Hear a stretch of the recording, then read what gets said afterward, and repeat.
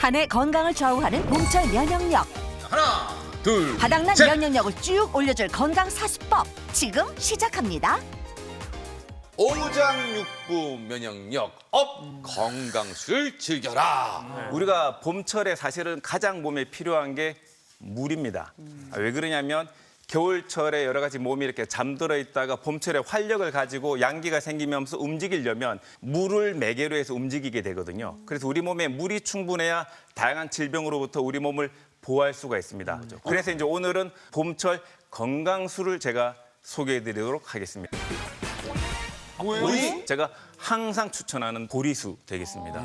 우리가 이제 한의학에서는 봄철 가장 중요한 장기가 간이라고 봅니다. 간이 좋아져야 충곤증을 없앨 수가 있는데요. 공유 중에서 간에 가장 좋은 공유가 바로 보리입니다. 그래서 봄철 다른 계절에 비해서 보리를 많이 섭취하도록 하는데요. 이 보리를 가장 좋게 섭취할 수 있는 방법이 바로 보리수가 되는 거죠. 세계보건기구도 항상 전통적으로 유지해왔던 좋은 식습관을 유지하라고 하는데 그중에서 대표적인 좋은 식습관에 좋은 건강수가 이 보리수가 되는 거죠. 보리차는 식품이기 때문에 마음껏 하루에 1, 2리터 정도 충분히 드셔도 되는데요. 말 그대로 약재는 이를테면 오가피 같은 거를 쓰신다든지 이렇게 되게 되면 이런 약재는 효과가 좋은 만큼 부작용도 있습니다. 그래서 많은 양을 오랫동안 드셔서는 안 되고요. 하루에 이제 100cc, 200cc, 많아야 300cc를 넘지 않도록, 길어야 한 달은 넘지 않도록 제한적으로 드시는 게 좋습니다. 바로 이제 오미자랑 도라지입니다. 오미자랑 도라지. 도라지 말린 겁니다. 오미자 같은 경우에는 아까 말씀드렸던 이제 식품 약재로 따지자면 약재에 가깝겠죠. 그래서 이제 많이 먹기보다는 조금 제한해서 드셔야 되는데 오미자가 대표적으로 폐 수분과 진액을 끝없이 올려줄 수 있는 굉장히 좋은 약재입니다. 수분 진액이 부족할 때 입이 마르고 폐 기관지가 마를 때 차처럼 꾸준히 제한적으로 드셨을 때 가장 좋은 게 이제 오미자죠. 몸 밖으로 수분이 빠져나가는 걸 이렇게 잡아주는 그런 효능이 있거든요. 그리고 이제 도라지는 뭐냐면 이제 호흡기 기관지가 안 좋을 때 코랑 이 목에 뭔가 막힌 느낌이 있지만 가래를 뱉어도 잘 안 나오고 뭔가 목이 답답한 경우가 있죠. 가래를 입 밖으로 또는 코 밖으로 뿜어내는 데 도움을 주는 게 바로 이 도라지가 되겠습니다. 오미자 같은 경우에는 어떤 식으로 만드시냐면 오미자를 넣고 끓이시는 것보다는 오미자 한 30g 정도를 찬물 2리터 정도에 넣어가지고 냉장고에 12시간 보관하신 다음에 그냥 그 다음날 그대로 시원한 채로 또는 미지근하게 드시는 게 좋습니다. 그게 좋아요? 끓게 되면 너무 쓴맛이 많이 나와서 떫기 때문에 다소 이 미각적인 부분이 떨어지거든요. 간단하네 오히려. 그렇죠. 그리고 도라지 같은 경우에는 한 10g 정도의 물 500cc 정도를 해서 끓는 물에 끓인 다음에 중불로 해서 한 30분 정도만 끓인 다음에 차처럼 드시면 좋습니다. 이런 약재들은 수시로 하루에 2 내지 2리터, 1리터 이렇게 드시기보다는 하루에 한 200cc 내지 300cc 정도로 제한적으로 해서 그렇게 불편한 증상을 없애는 정도로 한 1, 2주, 2, 3주 그렇게 드시는 게 좋겠습니다. 이제 보시는 분들 아시겠지만 네. 쑥과 냉이랑 달래입니다. 이게 물이에요? 그렇죠. 쑥, 냉이, 달래 그러면 봄철 대표적 나물인데 우리가 흔히 이제 푸성기라고 그러죠. 푸성기. 뭔가 풋풋하다. 그래서 봄에는 뭔가 완전히 익지 않은 덜 익은 것, 그리고 막 나온 것, 새순 이런 것들을 많이 먹어줘서 이제 간의 기운을 좋아지게 하고 이제 봄철에 면역력을 높일 필요가 있는데요. 물을 통해서 조금 더 많이 드시게 되면 조금 더 좋은 효능을 볼 수가 있는 거거든요. 이런 생나물을 이렇게 절단을 하신 다음에 한 3일 정도 햇빛에다가 살짝 이렇게 말려 두시고 그걸 보관을 하셨다가 후라이팬에 녹차 차 덮듯이 살짝 5분, 10분 정도 이렇게 덮어 주십니다. 끓는 물에 10분 정도만 살짝 끓여서 미네랄을 보충할 수 있는 천연 미네랄수로 수시로 드시게 되면 이건 마찬가지로 식품이기 때문에 양은 제한돼 있지 않습니다. 식품으로 먹었을 때는 그 식품의 식이섬유를 씹고 하는 과정들이 있기 때문에 많은 양을 먹을 수가 없겠죠. 그래서 지금은 봄철에는 물이 필요한데 물을 다양한 형태로 해서 골고루 보리차만 드시면 또 지루하시잖아요. 그럴 때 한 번씩 차처럼 녹차 대용으로 이렇게 또 드셔주면 좋을 것 같습니다. 양파. 양파순 맛있죠. 양파는 전통적으로 한약에서도 온기, 그러니까 몸에 양기를 주기 때문에 또 왕들도 전통적으로 많이 이렇게 드셔오셨던, 특히 이제 봄철에 추운 날씨에서 더운 날씨로 바뀔 때 그 견뎌내기가 되게 힘들죠. 아침 이른 시간과 저녁 늦은 시간에 추위를 막아주는데도 굉장히 효과적이죠. 그래서 이런 양파술을 드시게 되면 정말 피로 타파하는 데 도움이 됩니다. 이제 만드시는 방법은 이 양파를 통째로 쓰는 겁니다. 통째로 쓰는 거기 때문에 밑에 있는 수염 뿌리 부분은 칫솔질해서 흙을 잘 털어내시고 해둔 식초물에다가 양파를 한 10분 정도 담궈서 약간 소독한다 이런 느낌으로 하신 다음에 물을 한 4컵 정도 넣어서 30분 정도만 중불에 끓여 두시게 되면 양파수가 되겠습니다. 양파 같은 식품들을 폼이라고 부르는 그런 용어가 있는데요. 약간 가스를 유발하는 측면들이 있습니다. 이제 그런 분들은 이제 드셨을 때 어떤 본인 상태에 맞춰서 양 조절을 하실 필요가 있을 것 같고요. 그렇지 않은 분들은 하루에 뭐 1리터 내지 2리터 정도까지 그냥 양 조절 없이 그냥 드셔도 됩니다. 양파를 통째로 하는 이유는 양파 껍질 속에 퀘르세틴이라고 하는 천연 혈관 청소부가 들어 있잖아요. 그래서 봄철 혈관성 노폐물을 뿜어내서 또 면역력을 높이는 데도 도움이 되기 때문입니다. 이제 우리가 이 좋은 건강술을 어떻게 먹느냐? 꼭 기억을 하셔야 될 게 3, 2, 1 법칙입니다. 3, 그러니까 식전 30분에 드시려면 물을 드셔라. 건강술을 드셔라라는 거죠. 그리고 2, 식후 2시간 뒤에 물을 드셔라. 그러니까 식사 관련해서 앞뒤로는 직접적으로 물을 드시면 이 위산의 정도를 희석시키기 때문에 오히려 소화 능력을 떨어뜨릴 수 있다는 거죠. 마지막 1은 주무시기 전에 물 한 잔, 건강수 한 잔, 그리고 기상 후에 물 한 잔, 이렇게 1. 그래서 3위 1을 기억하셔서 하루에 8잔 정도 건강수를 다양하게 드시면 이 봄철 면역력을 높이는 데 도움을 받으실 것 같습니다. 강기영 교수님은 어떻게 면역력을 좀 끌어올리시나요? 면역력을 높이고 건강을 지키는 게 특별한 식품이 있는 것 같지만 그게 아닙니다. 사실 평소에 본인이 어떻게 생활을 영위하냐에 따라서 면역력을 충분히 높일 수가 있거든요. 오늘 제가 하고 있는 것을 좀 소개를 해드릴까 합니다. 자, 보겠습니다. 첫 번째, 마스크를 쓰기를 생활화해야 세균과 작별돼 있습니다. 미세먼지 심할 때 보건 마스크, 그죠? 황사 마스크를 써야 되는 건 중요하고요.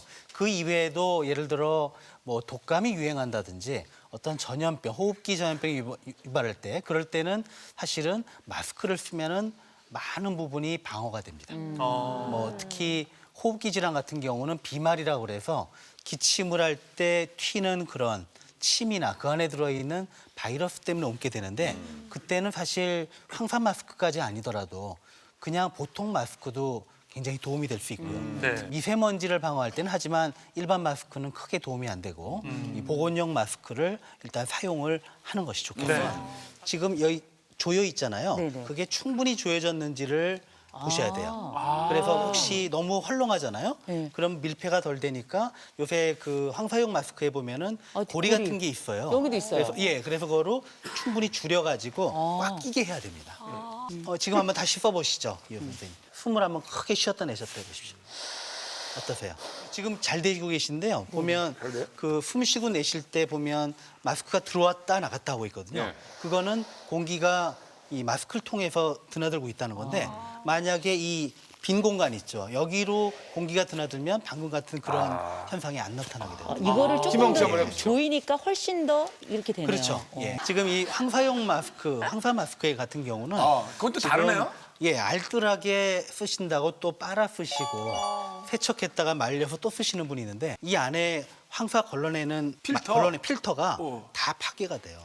그래서 사실은 빨아 쓰거나 재사용하지 않는 게 중요하고요. 자, 이제 두 번째 비법 보겠습니다. 바쁘다 핑계 말고 하루 10,000보는 걸어라. 만보요? 예, 이게 10,000보를 걸으려면요. 물론 작정을 하고 매일 1시간 반을 걸으면 10,000보입니다. 1시간 반이 아니라 1시간 내는 것도 꾸준히 하기 어렵단 말이죠. 근데 예를 들어 피치 못할 때를 제외하고는 대중교통을 이용을 하고 또 되도록이면 많이 걸으려고 노력을 하면은 10,000보를 걸을 수가 있거든요. 저 지금 보시면은 제 만보기를 했는데 얼마 지금 만보기를 예. 그래서 제가 운동은 안 하더라도 출근을 하거든요. 네. 그러니까 다른 분들이 그렇기 때문에 이 룰을 지키면은 만보 걷기가 가능합니다. 자, 잊지 마시고 만보. 자, 마지막 1순위 비법은 뭘까요? 봄철 슈퍼푸드로 밥상을 차려라 되어 있습니다. 사실은 우리가 평소에 먹는 음식에 그런 건강이 있습니다. 그래서 뭐 제가 먹는 음식이 뭐 가장 건강에 좋다 이렇게 말할 수는 없지만 한번 제가 여기 이 안에 이제 예. 비법이에요. 이 비법. 네. 자, 실제 도시락. 야, 한번 보시면요. 매일 이렇게 싸서 드시는 거예요? 그러니까 매일 이렇게 못 먹고 어떻게든 챙겨 먹으려고 노력을 해요. 이렇게 네. 싸들고 다니지 못하고요. 네. 근데 딸기 제가 좋아해서 자주 먹으려고 하고 딸기. 예, 그다음에 샐러드 같은 걸 뭐 반찬에 있거나 아니 집에 뭐 되도록이면 먹으려고 하고요.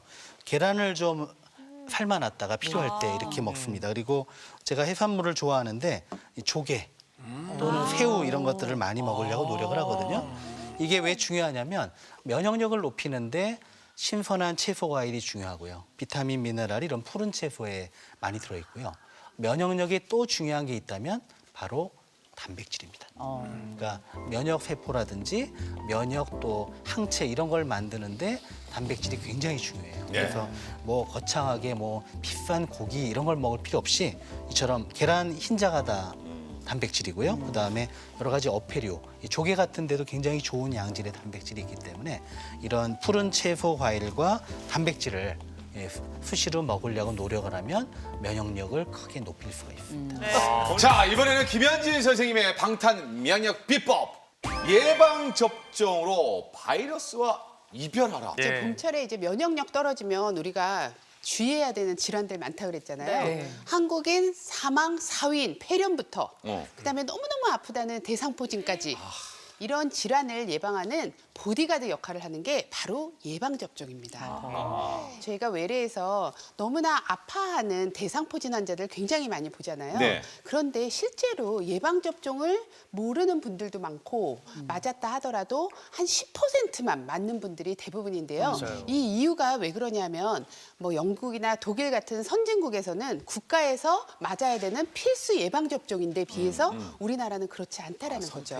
몰라서 못 맞는 것 같아요. 그죠. 이런 예방접종이라는 게 있는지 모르는 경우가 많고요. 이 예방접종이 다른 것보다 굉장히 고가입니다. 비싸요. 비싸요. 그래서 깜짝 이제 놀랐어요. 주저하는 경우가 많은데 이렇게 고가인 이유가 뭐냐면요. 이 백신 자체를 외국계 회사에서 만들어내서 독점으로 판매를 하고 있었어요. 근데 이제 좋은 소식이 우리나라에서 세계에서 두 번째로 대상포진 예방접종 백신을 개발을 했습니다. 어우, 잘했다, 잘했다. 우리나라에서 개발한 그 이 백신은 굉장히 안전하고 또 비용도 그 외국계 회사 것보다 좀 저렴하단 말이죠. 그러니까 이 통증을 예방하기 위해서 대상포진을 예방하기 위해서는 반드시 예방접종을 하는 게 좋습니다. 네네.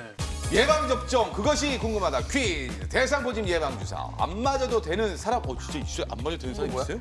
네, 정답은 뭐야? 다 맞으셔야 돼요. 다 맞아야 돼요? 그러니까 사실 50대 갱년기 여성, 갱년기가 되면 면역력이 확 떨어지는 거 다 느끼시죠? 면역력이 확 떨어지면서 대상포진으로 오는 사람들이 생각보다 굉장히 많습니다. 그런데 우리 대상포진의 그 분포도를 보니 여성분이 60% 정도가 되는 거예요. 그만큼 여성들한테 더 취약하고 특히 갱년기 여성들한테 더 취약하기 때문에 50대가 넘으면 무조건 갱년기를 맞이하여 대상포진 예방주사를 맞아야 된다는 거고요. 그다음에 두 번째 당뇨병 환자.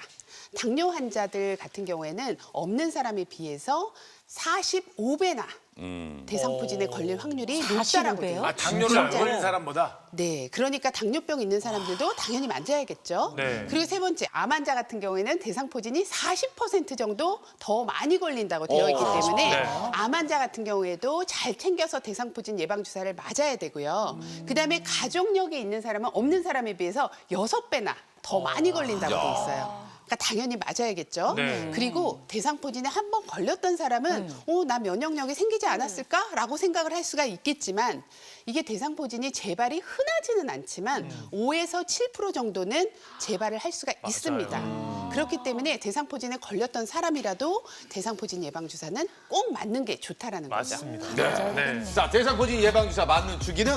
이게 이제 매년 맞는 거면 진짜 부담스러울 수 있을 텐데 그럼요. 평생에 한 번이기 때문에 이거는 정말 큰 맘 먹고 꼭 맞으시기 바랍니다. 이거는 50대 이상한테 권장하는 예방주사예요. 자, 대상포진과 함께 맞으면 안 되는 예방접종이 있다고 하는군요. 정답은요? 없네요. 없네요. 없네요.